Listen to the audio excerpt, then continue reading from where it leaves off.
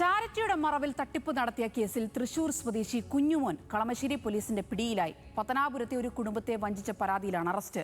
Charity പ്രവർത്തകനും പ്രവാസി മലയാളിയുമാണെന്ന് പറഞ്ഞാണ് കുടുംബത്തെ കബളിപ്പിച്ചത്.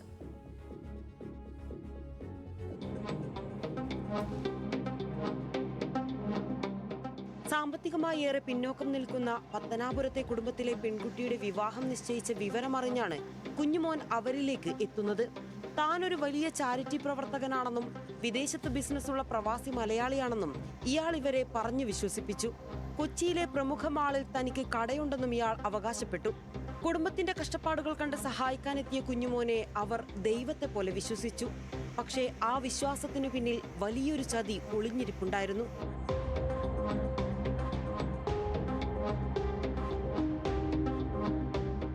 വിവാഹത്തിനായി വാങ്ങുന്ന സ്വർണ്ണാഭരണങ്ങളുടെ യഥാർത്ഥ ബില്ലുമായി കൊച്ചിയിലെത്തിയാൽ സ്വർണം വാങ്ങിയ തുകയും യാത്രാ ചെലവും താൻ നൽകാമെന്നായിരുന്നു കുഞ്ഞുമോന്റെ വാഗ്ദാനം. ഈ വാഗ്ദാനത്തിൽ വീണ കുടുംബം ഒരു ബന്ധുവിൽ നിന്ന് 5 പവൻ സ്വർണം വാങ്ങി. ഇത് പണയം വെച്ച് കിട്ടിയ തുക കൊണ്ട് 4 പവൻ പുതിയ സ്വർണ്ണാഭരണവും വാങ്ങി. സ്വർണവും ബില്ലുമായി എത്തിയ കുടുംബത്തെ പ്രതി ഇടപ്പള്ളിയിലെ മാളിലേക്ക് വിളിച്ചു വരുത്തി.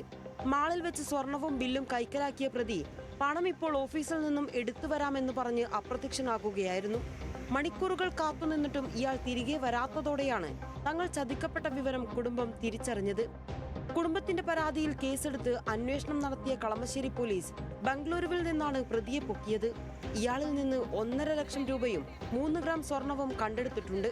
സമാനമായ രീതിയിൽ പല ജില്ലകളിലും ഇയാൾ തട്ടിപ്പുകൾ നടത്തിയിട്ടുണ്ടെന്നും ഇയാൾക്കെതിരെ മുൻപും കേസുകൾ റിപ്പോർട്ട് ചെയ്തിട്ടുണ്ടെന്നും പോലീസ് വ്യക്തമാക്കി. ന്യൂസ് മലയാളം, കൊച്ചി.